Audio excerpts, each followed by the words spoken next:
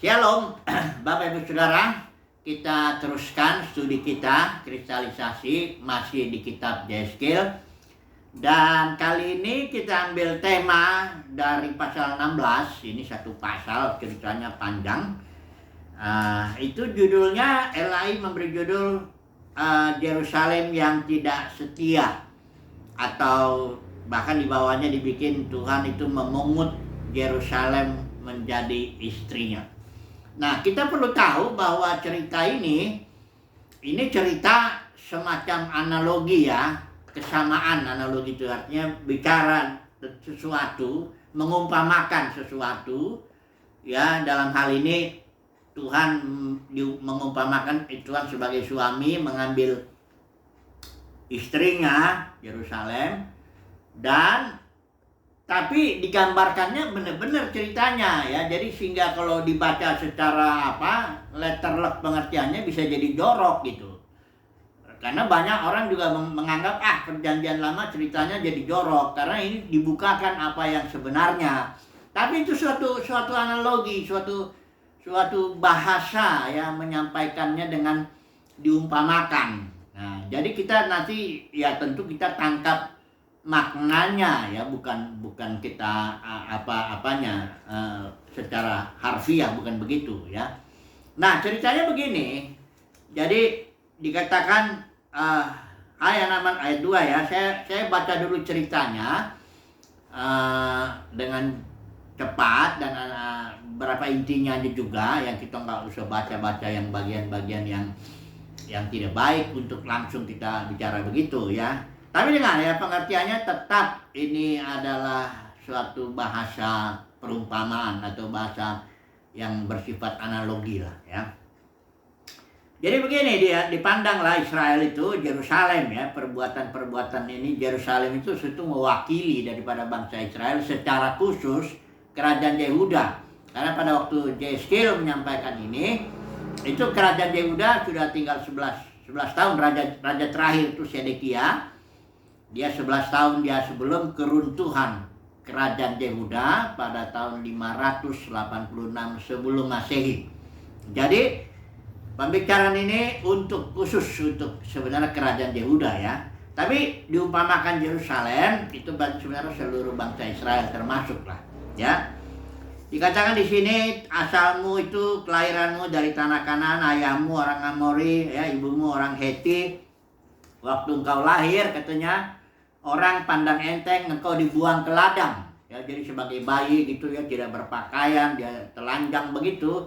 Dan Tuhan lewat katanya, dan Tuhan berfirman kepada bayi itu yang dibuang itu, engkau harus hidup. Nah, seperti di ayat yang ke-6 dibilang engkau harus hidup. Nah, karena firman Tuhan itu pasti terjadi, dan hiduplah ini si bayi yang dibuang ke ladang karena dia anggap remeh lah orang terhadap dia. Nggak ada yang sayang sama Yerusalem ini yang diumpamakan bayi itu.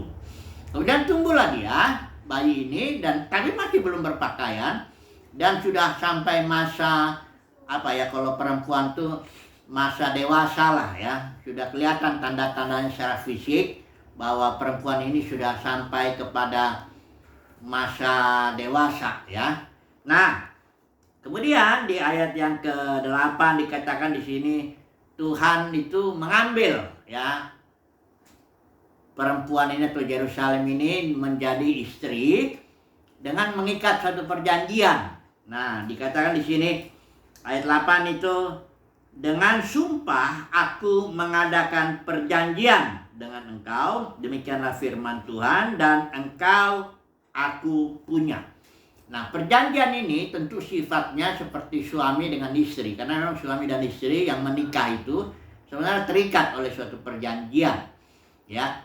Nah, Israel atau secara khusus Yehuda itu juga dengan Yahweh mengadakan perjanjian.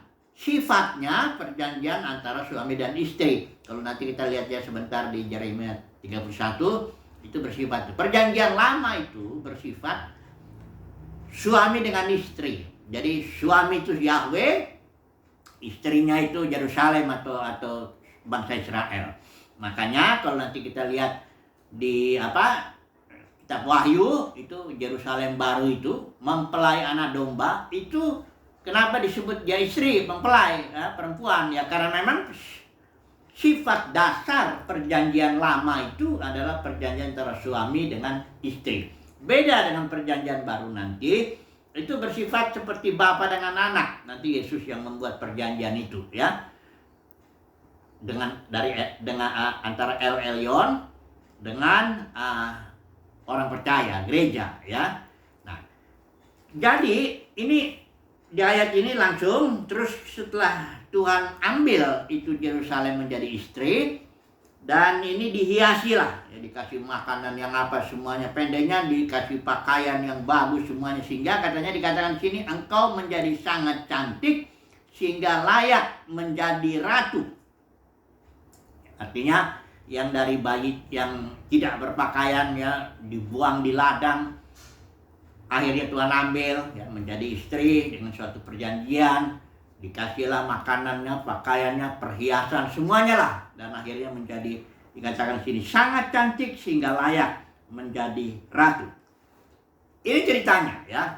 Kemudian mulai dari ayat 15 ini diceritakan bahwa bagaimana persundalan ya, judulnya di sini persundalan Yerusalem ya. Jadi dikatakan di sini awalnya ayat 15, tetapi engkau mengandalkan kecantikanmu dan engkau seumpama bersundal dengan menganggarkan ketermasyuranmu. Jadi setelah Yerusalem ini menjadi istrinya Yahweh, nah dia udah sangat cantik ya, udah diumpamakan seperti itu ya, termasyur sebagainya, layak menjadi ratu. Dan dia mengandalkan itu, dia lupa lagi ya bahwa tadinya dia itu di ladang, itu tak berpakaian, bayi yang berumuran darah bahkan dibilang begitu ya, itu dia udah lupa itu. Jadi dia mengandalkan kecantikannya dan ketermasyurannya. Dia melakukan perzinahan di sini. Di sini disebut 4 ya, dari ayat 15 itu terus sampai ke ayat 26, saya bacakan aja. Yang pertama, perzinahan itu dalam pengertian Israel ini atau Yehuda ini membuat ayat 16 membuat bukit-bukit pengorbanan. Nah, ini dia artinya Israel ini Yehuda membuat bukit-bukit pengorbanan itu. Harusnya kan korban persembahan itu taruhnya dilakukannya harus dibaik cuci dengan suatu aturan tentunya ya. Tapi ini kebiasaan bangsa-bangsa Israel itu, bangsa-bangsa yang sekitar Israel itu, setiap bukit-bukit itu ada. Mereka mengorbankan korban-korban kepada ilah-ilah atau ilah-ilah lah ya, yang lain selain Yahweh tentunya. Nah, ini dipandang oleh Yahweh sebagai suatu perzinahan. Menyembah berhala itu bagi Israel dianalogikan perzinahan karena kenapa? Posisi Israel itu sebagai istri. Ya harusnya ngabdi kepada suaminya, bikin korban persembahan sesuai dengan aturan yang sudah Tuhan tetapkan ya. Tapi ini Israel enggak, karena dia melihat kiri kanannya, ingin seperti bangsa-bangsa lain. Yang satu ya. Yang kedua, perzinahan ini disebut engkau membuat bagimu, ayat yang ke-17, patung-patung ya lelaki dan engkau bersundal dengan mereka. Bikin patung ya. Firman Tuhan sudah sesuai dengan perjanjian ini, jangan ada ilah lain. Jangan membuat bagimu patung menyerupai apapun, tidak boleh. Ya, penyembahan itu tidak boleh. Israel bikin patung begitu. Nah, di sini dia bikin patung yang kedua. Itulah itu dipandang oleh Yahweh itu sebagai suatu perzinahan. Yang ketiga itu dia dianalogikan, dia mempersembahkannya tuh anak-anak.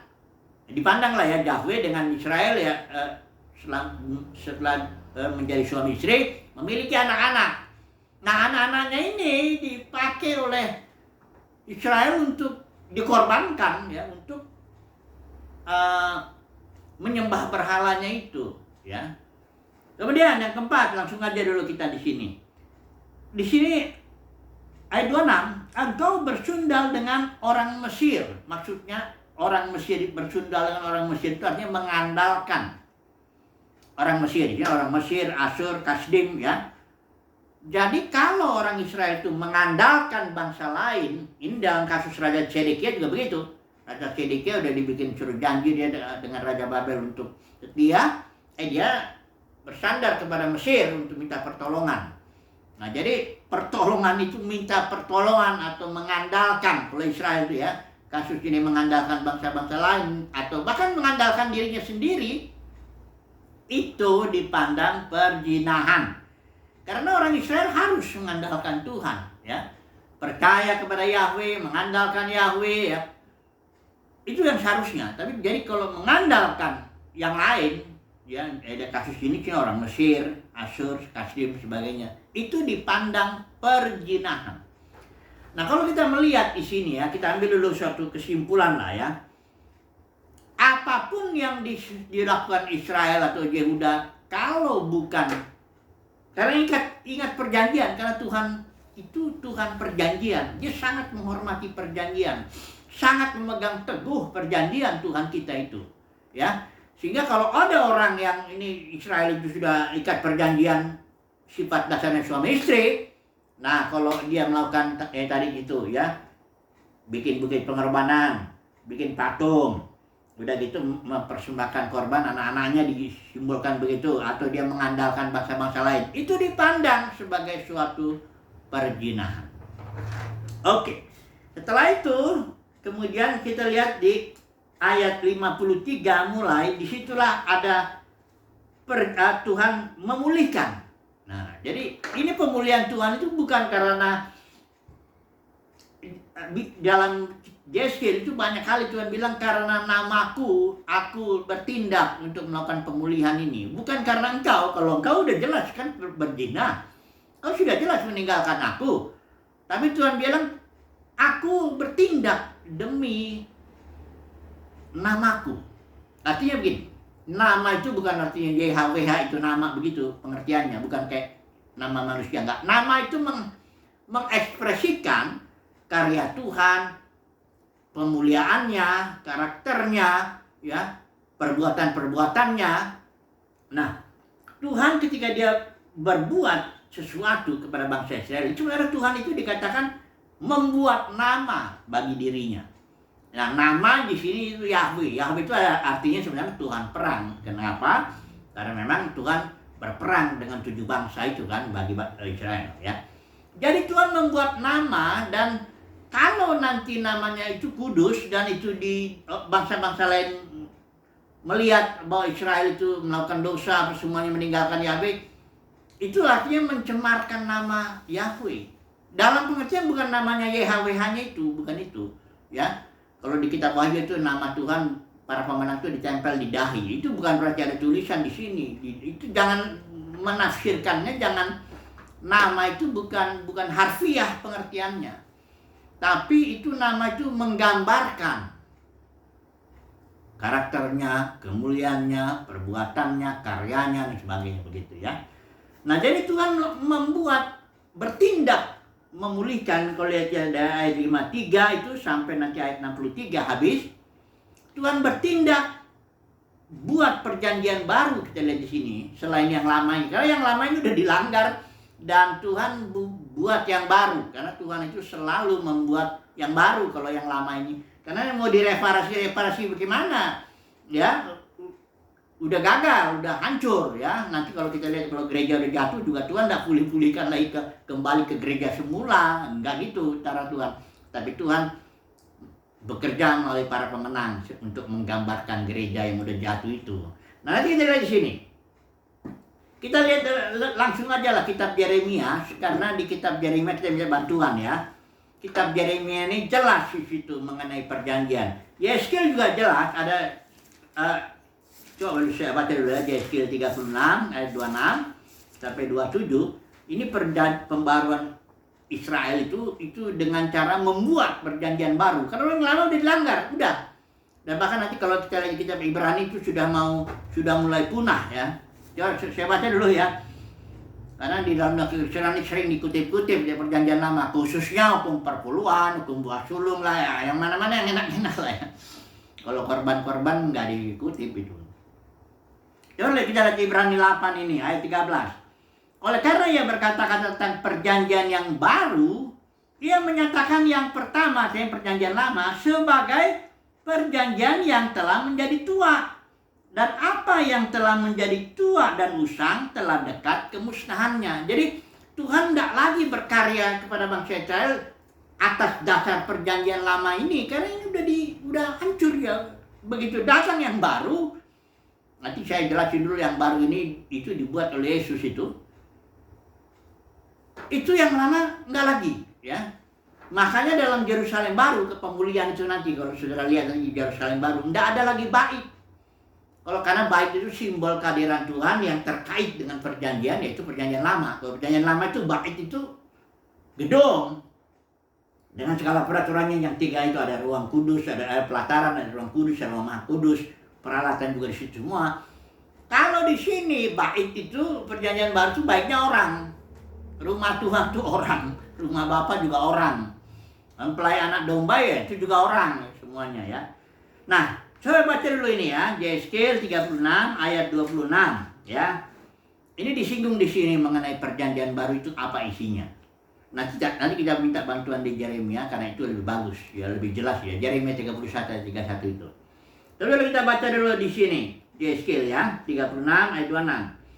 Kamu akan kuberikan hati yang baru, ini perjanjiannya ya, dan roh yang baru di dalam batinmu.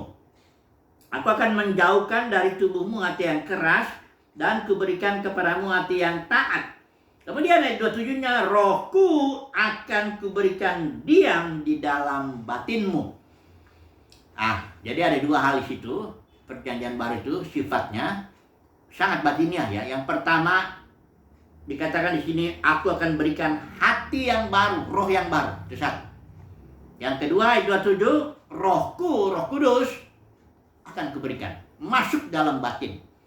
Sehingga efeknya dikatakan di sini, kamu akan hidup menurut ketetapanku dan aku menjadi Elohimmu, Yahweh, dan kamu menjadi umatku. Mari kita lihat dulu, bandingkan dulu dengan ini ya. Karena ini perjanjian baru ini jarang sekali dikotbahkan atau disampaikan dalam dunia kekristenan. Karena dunia kekristenan itu kan pecahan, sudah membatalkan perjanjian baru dengan akhirnya jadi bersifat lahiriah. Jadi umat Tuhan itu tidak fokus kepada batinnya, ya, Christ in you. Ya. Umat Tuhan tidak fokus kepada bahwa hartanya itu adalah batinnya, harta dalam berjalan tanah liat. Tadi kalau kita lihat itu kenapa gereja itu jatuh, ya karena tidak lagi bersifat batinnya, tapi bersifat lahiriah. Gedung-gedung lah, organisasi yang luarnya itu, udah gitu. Ada lagi teologinya itu, teologi sukses lah. Udah mulai yang besar-besar seperti itu ya, tapi tidak kudus ya itu makanya ya nantilah itu ya. Kita lihat dulu ini, perjanjian dulu ini ya. Masih ada waktu kita. Mari kita baca dulu Yeremia 31 ayat 31 ini lebih jelas menjelaskan bagaimana Tuhan membuat suatu perjanjian baru dengan Israel. Ingat ya, perjanjian baru itu utamanya untuk bangsa Israel. Itu suatu tindakan Yahweh yang memulihkan. Karena dia nggak lagi dia bekerja dengan dalam konteks perjanjian lama. Enggak. Karena itu sudah begitu datang yang baru, yang lama itu sesuai dengan Ibrani itu sudah dihapuskan. Jadi Tuhan Yahweh tidak memulihkan Israel dengan konteks perjanjian lama. Karena ada orang yang bilang nanti di Israel itu sekarang itu akan dibangun lagi bait suci yang ketiga katanya. Itu ya barangkali kalau itu orang Israel yang bebal tidak mau menerima, karena sampai detik ini Israel tidak menerima Yesus yang membuat perjanjian baru, hanya sebagian saja ya. Jadi nggak ada lagi, Tuhan nggak bicara, nggak memulihkan, nggak berkarya lagi kepada Israel dengan konteks perjanjian lama, sudah dengan perjanjian baru. Perhatikan dulu ini ya, dari Yeremia ini ya, 31 ayat 31 dulu. Ini nubuatnya lebih jelas ya. Lihatlah hari-hari itu tiba, firman Yahweh, bahwa ini saya pakai ILT ya, bahwa aku akan mengikat suatu perjanjian baru dengan keluarga Israel dan dengan keluarga Yehuda. Jadi inilah dia tindakan Tuhan memulihkan Israel. Karena Israel sudah melanggar perjanjian lama, Tuhan bikin yang baru itu ya. Dengan dijelaskan lagi di sini yang baru itu maksudnya apa? Ayat 32. Bukan seperti perjanjian yang telah aku ikat dengan leluhur mereka pada waktu aku memegang tangan mereka untuk membawa mereka keluar dari tanah Mesir. Jadi itu bukan perjanjian Sinai yang diikat antara Yahweh dengan bangsa Israel yang diperantarai Musa. Bukan itu. Jadi Tuhan bikin sesuatu yang baru. Apa intinya? Ya kita langsung aja lihat nih. Walaupun di sini ada penjelasan ayat 32 itu, walaupun mereka sudah melanggar katanya. Walaupun aku telah menjadi suami bagi mereka. Nah, Alkitab ini Yeskil itu lebih jelas bicara Yeremia ya, suami ya.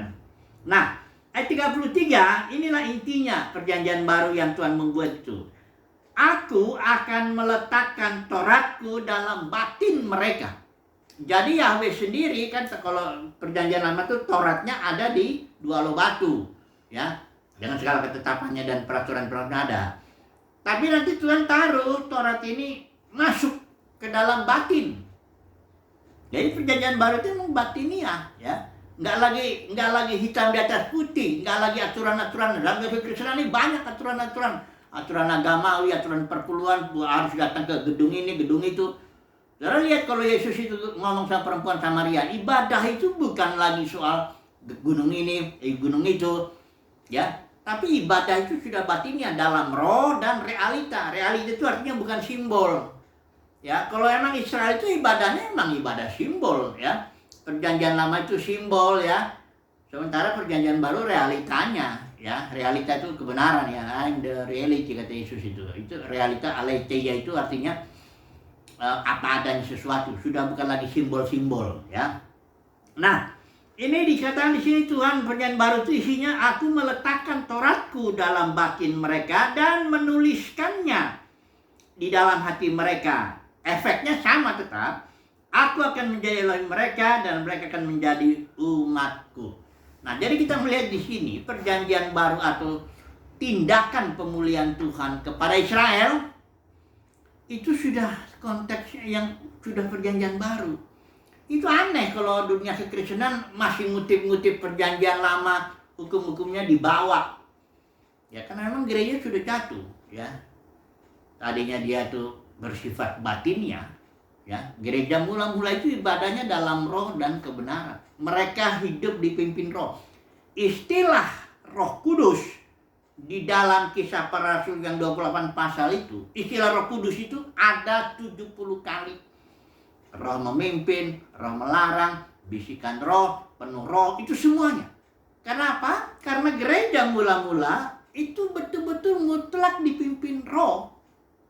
Bukan nggak ada pemimpin, di situ kan ada rasul-rasul, ada para pemimpin juga di situ. Tapi mereka, bahkan Paulus bilang, aku ini tawanan roh. Aku nggak berbuat apa-apa, kecuali Roh Kudus yang suruh aku, ya. Nggak ada di situ bicara aturan agamawi yang perpuluhan lah, yang surung lah. Itu ketika gereja pecah, ya, ketika Paulus bicara itu di dalam Kisah Para Rasul 20, Paulus bicara kepada para pemimpin itu, dari antara kalian akan ada beberapa orang yang bikin ajaran palsu. Itu termasuk persepuluhan, buah sulung, segala hukum-hukum yang dibawa dari perjanjian lama itu ajaran palsu, ya, karena aslinya ada. Aslinya dulu ketika di konteks perjanjian lama antara Yahweh dengan Israel itu ada aslinya. Memang begitu ada. Tapi kalau udah di sini, ini udah beda. Sudah harus dituliskan ke dalam batin. Nggak ada lagi. Ya, ketika Yesus itu ditantang kan, waktu itu ada orang Yahudi, ahli Taurat, orang Farisi nantang Yesus itu karena ada perempuan berzina, ketangkap. Kalau menurut hukum Musa, ini perempuan mesti dilempari dengan batu. Memang betul, ada hukum rajam namanya. Termasuk ada kalau bapak dengan anak, kalau ada anak nakal, susah diatur, mabok, itu dibawa ke tua-tua, itu dirajam, dilempar batu. Kalau udah nggak bisa lagi dinasihatin, ya. Termasuk yang perempuan berzina yang ketangkap itu pun harus dikenain hukum rajam. Ya, tapi dalam kekristenan itu nggak dibawa hukum rajam karena nggak enak dong. Ternyata anak pendeta nanti nakal kan masa dirajam. Yang diambil yang enak hukum persepuluhan. Memang ini liciknya itu karena di dalam kekristenan itu ajaran palsunya Jebel, Biliam, Nikolaus ini udah berulat akar istilahnya. Sehingga mereka mengambil yang enak. Tapi kalau ketika Yesus ditanya sama orang Farisi Taurat, Gimana nih, Rabi, Tuhan, ini apa? Kita rajam. Karena sebenarnya orang Farisi ajar mau ngetes Yesus, mau menguji lah ya.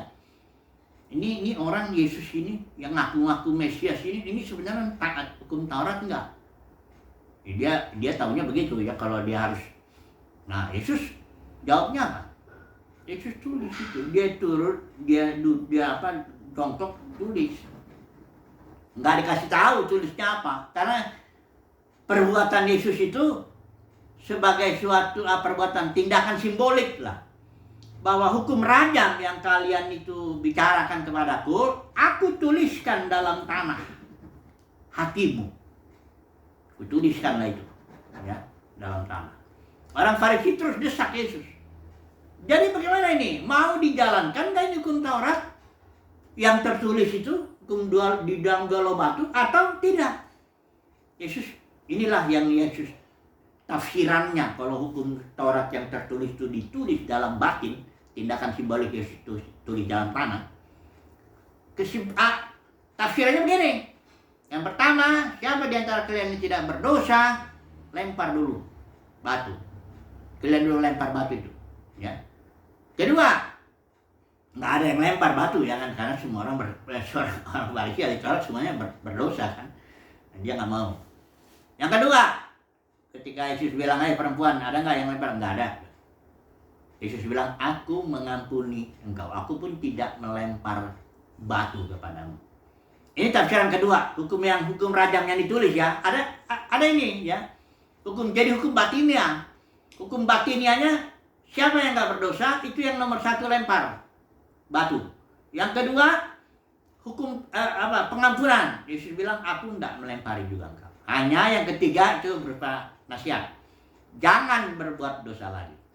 Jadi inilah tiga maknanya kalau hukum rajam ditulis di dalam batin. Hukum perpuluhan juga gitu, itu tulis dalam batin. Kalau dalam batin kesimpulannya apa? Barang siapa yang memberi, hendaklah dengan hati yang sukacita, dengan sukarela, dengan apa ya, jangan dengan sedih atau terpaksa. Tapi lalu Kristenan dipaksa itu perpuluhan. Ada yang saya dengar sampai didatangin. Mana perpuluhanmu? Wah, kayak pajak, kayak debt collector begitu, datang preman gitu, preman rohani ada yang bilang. Mana? Nanti kau dikutuk kalau nggak boleh. Dikutip dalam Maleakhi 3:10. Ini bahkan kalau hukum buah sulung itu saudaraku, kalau orang Israel hukum perjanjian lama buah sulung itu hasil ya tani atau ternak atau apa semuanya itu. Nah, memang itu yang di apa? Kalau di sini katanya buah sulung ya, ini ada seorang pengajar ini ya. Kalau itu kan udah terkenal ya, dia yang kita sebut aja itu Pak Niko ya, dan grupnya itu Niko Nyotora Harjo itu mengajarin bahwa buah sulung itu artinya seluruh gaji bulan Januari berikan, store ke organisasiku sini ya, supaya kau memuliakan Tuhan lebih dulu katanya. Aduh. Jadi kalau orang udah diambil semua jemaat itu, semua buah sulung artinya gajinya yang bulan Januari, entar Februari makan apa? Betul-betul irasional istilahnya. Tafsiran yang mau sendirilah. Tapi karena dia juga bilang ya, kalau orang lain mengkritik ya itu orang lain. Kalau kau kan di sini. Nah itu makanya saya katakan kepada saudara, kalau saudara mau di bawah suatu sistem yang model gitu, saudara ibadah dengan cara datang ke gedung tertentu, harus begini, harus begitu, dengan macam-macam aturan agamawi, aturan organisasi dan sebagainya. Kalau kau memang komitmen mau ke situ, ya, kan harus konsisten ya, ikutin harus. Ya, kalau emang nggak setuju, nggak sesuai dengan Alkitab, ya berarti keluar, nggak ada jalan lain. Karena denominasi kita dunia kekristenan yang kita kenal saat ini dengan mata jasmani itu tidak akan hilang kecuali penghakiman Tuhan datang ketika Yesus datang kedua kali. Kalau orang Kristen biasa bilang, walaupun tidak ada istilah kedua kali, tapi datang di puncaknya, itu akan dihakimi itu semua orang-orang pengajar-pengajar sesat yang palsu, ngajarin ajaran-ajaran palsu. Tujuannya jelas satu, itu Paulus sudah bilang kok, menarik murid kepada dirinya, ya, untuk kemuliaannya tentunya dong, ya. Bukan uangnya aja, bukan orangnya aja yang dicuri itu, tapi duitnya juga. Begitulah tujuannya itu, apa? Ya, denominasi pada umumnya begitu. Ya itu udah fakta. Kalau orang nggak mau ikut aturan itu, keluar dari situ, nggak ada jalan lain. Ya, jangan coba-coba berontak di dalam. Ya, protes sana protes. Saya bisa ngomong gini kenapa? Karena saya nggak di dalam itu. Saya nggak di dalam sistem dunia kekristenan itu, sehingga saya kalau mau bicara saya di luar itu. Saya mengikuti firman Tuhan bilang, nyatakanlah apa yang salah, tegurlah, nasihatilah. Ya, soal didengar atau enggak itu bukan urusan saya juga, ya. Ya saya sampaikan ini bukan untuk supaya mereka mendengar. Saya tahu bahwa mereka nggak akan dengar. Karena kalau udah soal uang, Bapak Saudara, ya, soal kemuliaan manusia, harga diri, gengsi apa, kan gedung besar misalnya. Ada yang dengan bangga mengatakan saya pemimpin di sini, saya dalam pelayanan saya sudah menarik ratusan miliar. Ada juga bahkan triliun, ya. Ya mau dia bilang apa? Tapi jadi kesimpulannya lah, sekarang kita masuk ke sini. Israel sudah berjinah, khususnya kerajaan Yehuda. Dalam arti melanggar perjanjian lama, Tuhan bikin pemulihannya yang baru. Demikian juga dunia kekristenan sudah melanggar perjanjian baru yang batinnya yang dibuat oleh Yesus itu di malam terakhir itu dengan murid-muridnya itu. Apa pemulihan Tuhan? Tuhan panggil para pemenang yang mendapat kasih karunia untuk di luar, tidak ambil bagian lah dalam ajaran Biliam, Nikolas, dan Jezebel. Tuhan ambil dari yang luar, ya, dan Tuhan akan pakai buah sulung atau para pemenang ini untuk pemulihan nanti di akhir zaman. Roma pasal 8 itu 19:21. Puji Tuhan, haleluya, amin.